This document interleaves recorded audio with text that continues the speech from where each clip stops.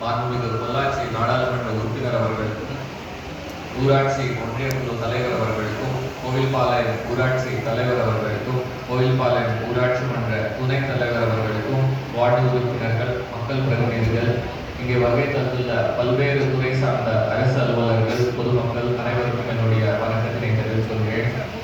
தலைமையில அரசு சார்பாக முதலமைச்சர் உத்தரவின்படி பல்வேறு வகையா நம்ம மக்கள் குறைகள் எவ்வளவு சீக்கிரமா தீர்க்க முடியுன்ற ஒரு ஆணைக்கிணங்க பல்வேறு திட்டங்கள் மூலமா இதை நம்ம செய்து கொண்டு வருகின்றோம். ஒவ்வொரு திங்கட்கிழமை நீங்க எல்லாரும் சாராட்சியர் அலுவலருக்கும் மாவட்ட ஆட்சியர் அலுவலருக்கும் கொண்டு போய் கொடுக்கக்கூடிய மனுக்கள் எல்லாமே முதல்வரின் முகவரி என்கிற ஒரு இணையதளத்துல பதிவு செய்யப்பட்டு அது எந்த இடத்துல உங்க மனு இருக்கின்றதோ அதிலே பார்க்கக்கூடிய ஒரு சிறப்பான திட்டம் உங்கள் செயல்பாட்டில் இருக்கிறது. அது மட்டும் இல்லாமல் மக்கள் ஆட்சியர் அலுவலகத்துக்கு செல்ல முடியாது, ஒவ்வொரு முறையும் நீங்க அவ்வளவு தூரம் வர முடியாது, தேவையான அலுவலகம் பார்க்க முடியாது. அதனால பல்வேறு பொது திட்டங்கள் மாண்புமிகு முதலமைச்சர் அவர்கள் நாளைக்கு மக்களுடன் முதல்வர் ஊரக பகுதியில் ஏற்கனவே நம்ம நகர்ப்புறங்கள்ல முகாம்கள் நடத்தப்பட்டு நம்ம கோயம்புத்தூர் மாவட்டத்தில் மட்டும் 1 லட்சத்துக்கும் மேலான மனுக்கள் வரப்பட்டு அதுக்கான தீர்வு காணப்பட்டுள்ளது. அதோட நோக்கத்தை பார்த்து ஊரக பகுதிகளிலும் இதுக்கான சேவைகள் கொடுக்க முடியும். ஒரு 15 துறைகளுக்கு சார்ந்த பல்வேறு சேவைகள் முகாமிட்டு ஒரு 5 ஊராட்சிக்கு ஒரு இடத்துல நாளைக்கு நம்ம தொடங்கி வைக்கிறோம். முதல் முகாம் சூலூர் வட்டத்தில் தனியூர் கிராமத்தில் தொடங்கப்பட்டுள்ளது. அது தொடர்ந்து நமக்கு இருக்கிற 228 ஊராட்சிகள்ல ஒரு சில ஊராட்சிகள் முதல் கட்டத்திலே நம்ம ஒரு 10 ஊராட்சிகள் நம்ம முடிச்சிருந்தோம். மீதி இருக்கிற ஊராட்சிகளுக்கு 5 ஊராட்சிகளுக்கு ஒரு இடத்துல இந்த முகாம் நடைபெறும்.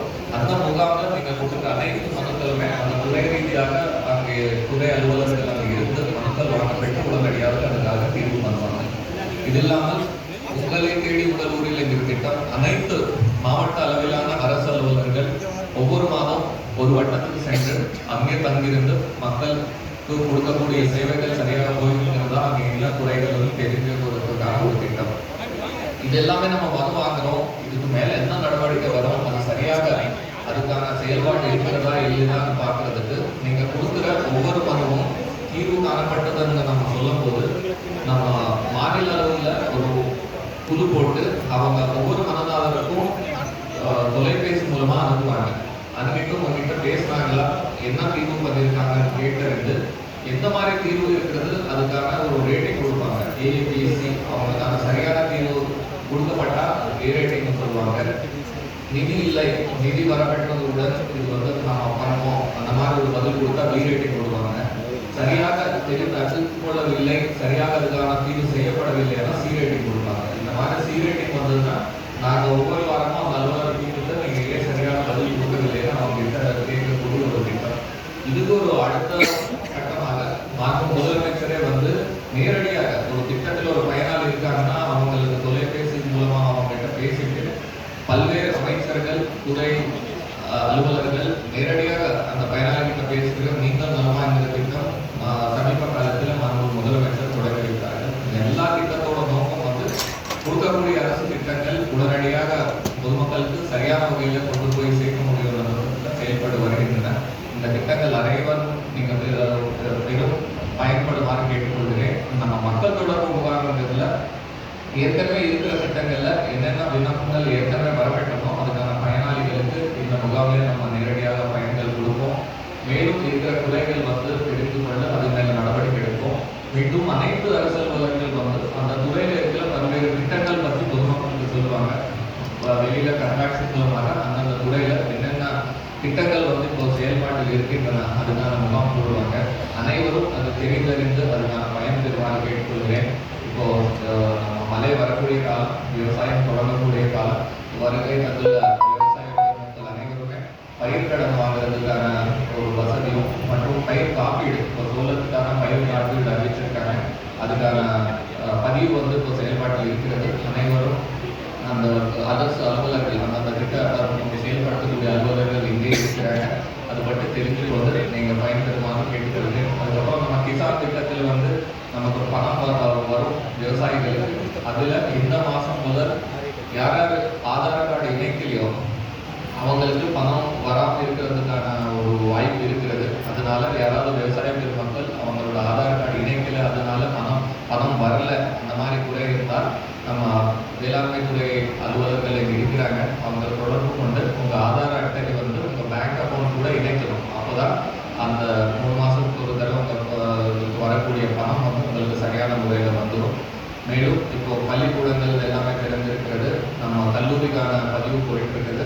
முதலமைச்சர் அவரோட ஆணைப்படி 12வது முடிச்ச எந்த குழந்தையும் கல்வி நிறுத்தக்கூடாது, எல்லாருமே மேல் படிப்புக்கு கல்லூரிக்கு சென்ற வேண்டும் என்ற நோக்கத்தில் கல்லூரி கனவு என்கிற திட்டத்தை தொடங்கி ஒவ்வொரு அரசு பள்ளியிலையும் ஒரு வழிகாட்டு காட்டுறதுக்கான ஒரு ஆசிரியர் கைடன்ஸ் செல்லுன்னு சொல்லி அவர் வந்து வழிகாட்டு காட்டுவார்.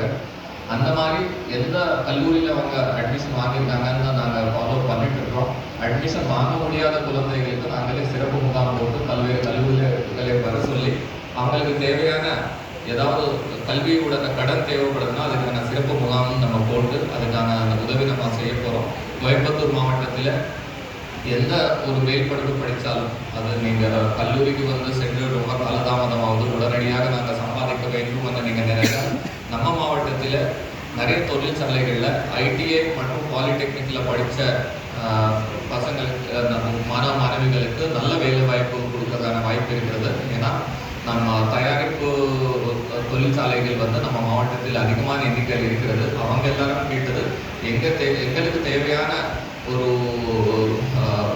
ஒரு ஸ்கில்ஸ் வந்து நம்ம ஐடிஐயில் இருக்குன்னா, ஆனால் போதுமான அளவுக்கு வந்து மாணவர்கள் ஐடிஐக்கு வரதில்லைன்னு அவங்க கேட்குறாங்க.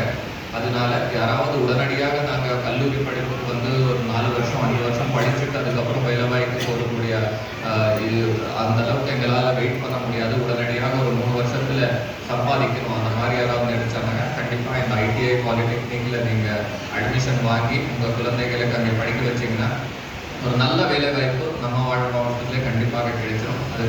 அதனால வந்திருக்கிற அனைத்து பெற்றோர்கள் அவங்களோட குழந்தைகள் வந்து கண்டிப்பாக ஸ்கூலுக்கு அனுப்பணும். நம்ம மாவட்டத்தில் இன்னும் நம்ம பார்த்தோம்னா எக்ஸாம் டைமில் எல்லா குழந்தைகளும் ஸ்கூலுக்கு வராங்க. ஆனால் இப்போ போய் பார்த்தோம்னா ஒவ்வொரு நாளும் ஒரு 10லேருந்து 12% ஸ்கூலுக்கு வரதில்லை. கேட்டால் வீட்டில் ஏதாவது விசேஷம், கோவில் திருவிழா ஏதோ ஒன்று சொல்கிறாங்க, ஆனால் 100% வரதில்லை. எக்ஸாம் மட்டும் எழுதுனா பத்தாது, தினந்தோறும் அவங்க இந்த ஸ்கூலுக்கு சென்றால்தான் அவங்களால சரியான முறையில் அந்த என்ன சொல்லி கொடுக்குறாங்களோ அதை கற்றுக்க முடியும். அவங்க தினந்தோறும் நல்லபடியாக படிக்கணும். அந்த ஒரு யோசனையினால் தான் முதலமைச்சர் அவர்கள் காலை உணவு திட்டம் தொடங்கினார்கள். இப்போ நம்ம காலை உணவு திட்டம் கொடுக்குறோம், மதிய உணவு கொடுக்குறோம். நல்லபடியாக நீங்கள் குழந்தைகள் வந்து தினந்தோறும் அனுப்புங்க. எந்த கோயில் விசேஷம் இருந்தாலும் திருமணம் இருந்தாலும் ஸ்கூல்னால அவங்கள வந்து ஸ்கூலுக்கு அனுப்பாமல் இருக்காதீங்க. கண்டிப்பாக தினந்தோறும் எல்லாரும் ஸ்கூலுக்கு அனுப்புங்க. கண்டிப்பாக அவங்க நல்லபடியாக படிச்சுட்டு வாழ்க்கையில் ஒரு நல்ல உயர்தரம் வந்து வாங்குறதுக்கு கண்டிப்பாக வாய்ப்பு இருக்கிறது. அவங்க வேலை வாய்ப்பு போகலாம். நம்ம மாவட்டத்தில் வந்து வேலை வாய்ப்பு கொடுக்கக்கூடிய அளவுக்கு ஒரு பெரிய ஒரு இண்டஸ்ட்ரியை அவங்க வந்து செட்டப் பண்ணலாம். ஆனால் இது எல்லாத்துக்கும் மிக தேவையானது கல்வி. அதனால தாய்மார்கள் பெற்றோர்கள் எல்லாரும் அவங்களோட குழந்தைகள் வந்து தினந்தோறும் ஸ்கூலுக்கு வந்து கண்டிப்பாக அனுப்பணும்னு இந்த நேரத்தில் நான் கேட்டுக்கொண்டு சிறப்பாக ஏற்பாடு செய்த அனைவருக்கும் நன்றி தெரிவித்துக் கொள்கிறேன். நன்றி, வணக்கம்.